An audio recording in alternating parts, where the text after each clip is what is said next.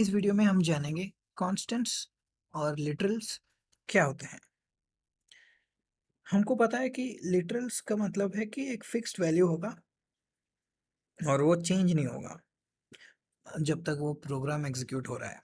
Right, constant का मतलब भी वही होता है।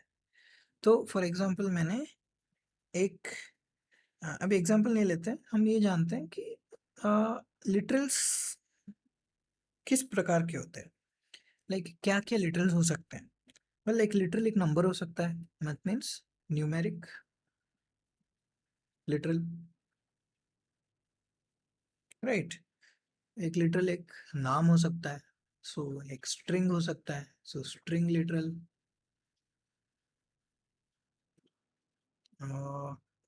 एक कांस्टेंट एक बुलियन वेरिएबल हो सकता है, सो एक बुलियन। बुलियन में डबल एल होती है, नहीं एक एल होती है, सो हम एक एल यूज कर देंगे, फिर लिखेंगे बुलियन लिटरल। और क्या हो सकता है, और हो सकता है अपना स्पेशल लिटरल जो कि नन है।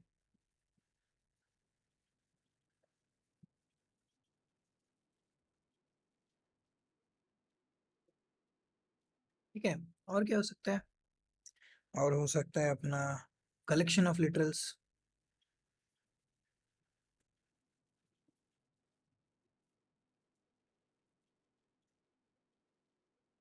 राइट, तो अब हम एक एक करके जानेंगे कि ये सारे क्या हो सकते हैं। सो स्क्रीन को थोड़ा नीचे कर लेते हैं और जानते हैं न्यूमेरिक लिटरल क्या होता है। न्यूमेरिक लिटरल, ठीक है। न्यूमेरिक लिटरल का मतलब है एक कैरेक्टर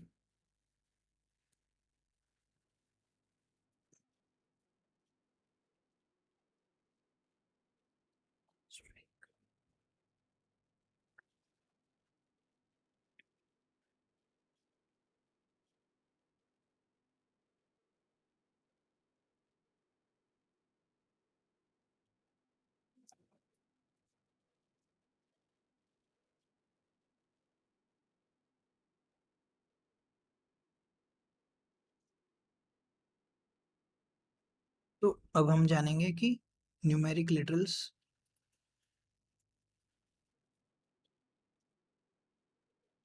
क्या होते हैं। वेल, न्यूमेरिक लिटरल्स मतलब लिटरल वो होता है जो एक कैरेक्टर ऑफ एक सेट ऑफ कैरेक्टर्स होते हैं। कैरेक्टर्स क्या हो सकते हैं जो न्यूमेरिक हैं यहाँ पे, मतलब 0 to 9। राइट, 0 to 9 हो सकते हैं, या फिर ये तो इंटीजर लिटरल्स हो गए। इंटीजर लिटरल्स में अपने वो भी आते हैं, 0, ऑक्टल 45, या फिर 0 x 73। ये इंटू नहीं है, एक्स है। सो ये सारे जो हैं स्पेशल टाइप्स हैं, जैसे इंटीजर्स, ऑक्टल नंबर्स, और आपके हेक्साडेसिमल नंबर्स, ये सारे आते हैं अपने इंटीजर लिटरल्स में। ये आते हैं अपने, कलर चेंज कर लेते हैं, इंटीजर लिटरल्स। ठीक है, और क्या हो सकता है, और हमारे पास हो सकता है से फॉर एग्जांपल 1.3, 4.002। ये सारे क्या हो सकते हैं, ये सारे हो सकते हैं फ्लोटिंग पॉइंट नंबर्स। सो फ्लोटिंग पॉइंट लिटरल्स,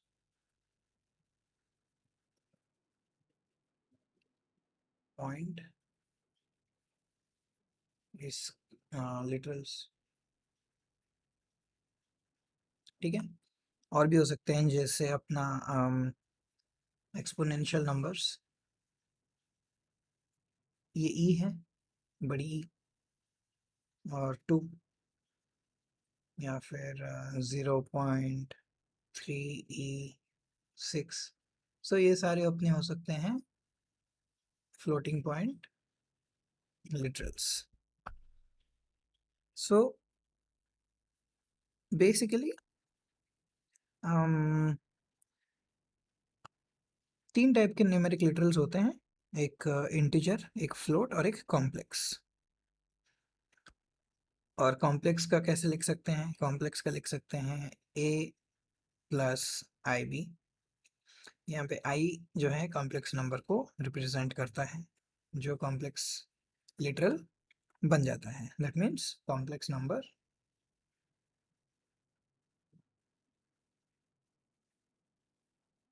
लिटरल। ठीक है, अभी हम जानेंगे कि नेक्स्ट क्या है। नेक्स्ट है अपना स्ट्रिंग लिटरल्स।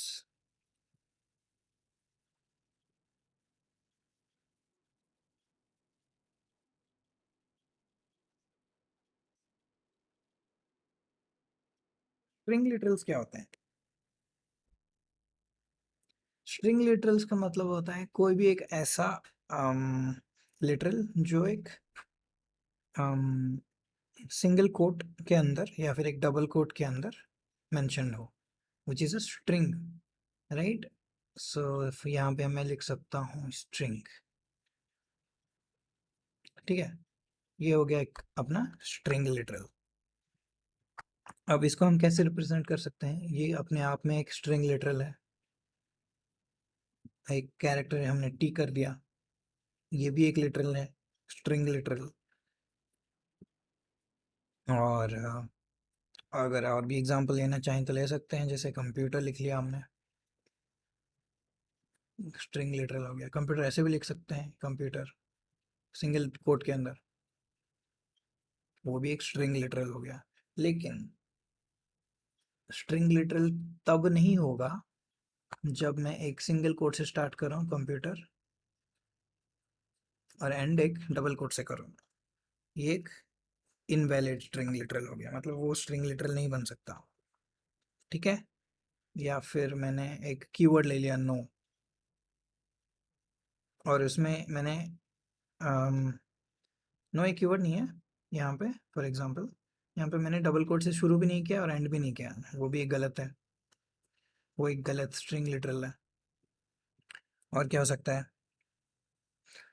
एक डबल कोट के अंदर शी इज हैप्पी, ऐसा करके लिखा मैंने, ये भी गलत हो गया। कैसे ना, ये जो शुरू हो रहा है उसको लग रहा है कि यहाँ पे ख़त्म हो रहा है, बट यहाँ पे भी हो, और ऑलरेडी हम मान के चल रहे हैं कि यहाँ ख़त्म होने वाला होगा।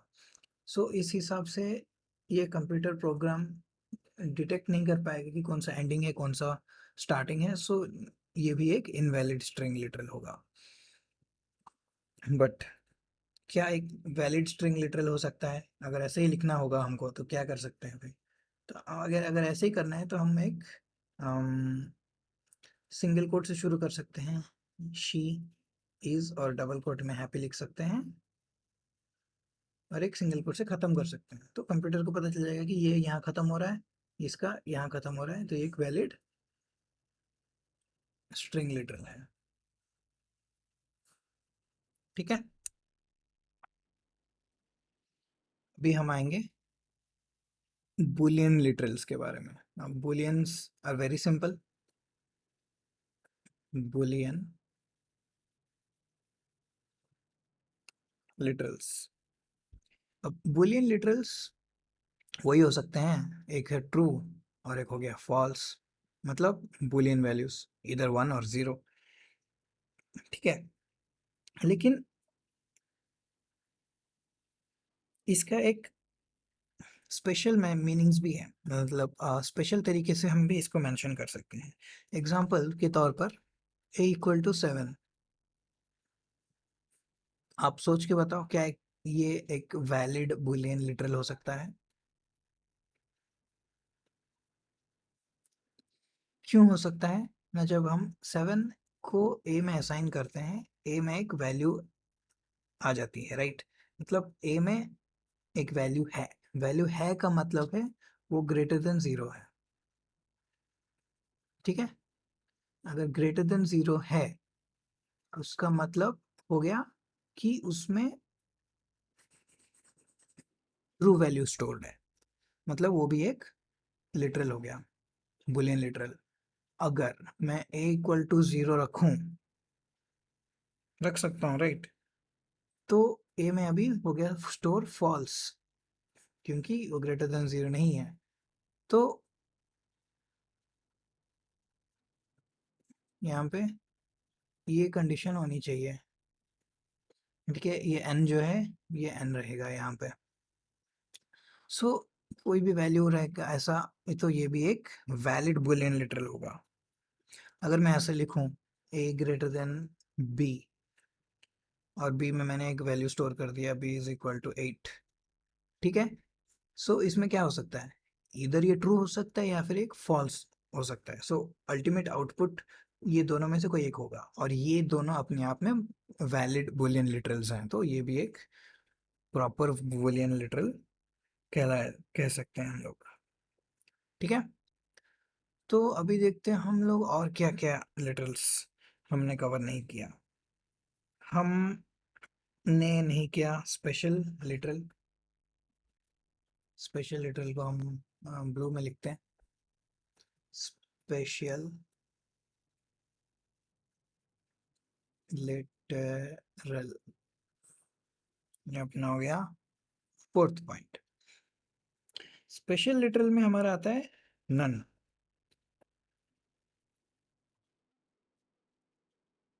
नन का मतलब है कि एक वैल्यू में हमने कुछ भी स्टोर नहीं किया है, और या फिर वो बना ही नहीं है। मतलब हम a इक्वल टू नन भी रख सकते हैं, मतलब अभी a बना नहीं है।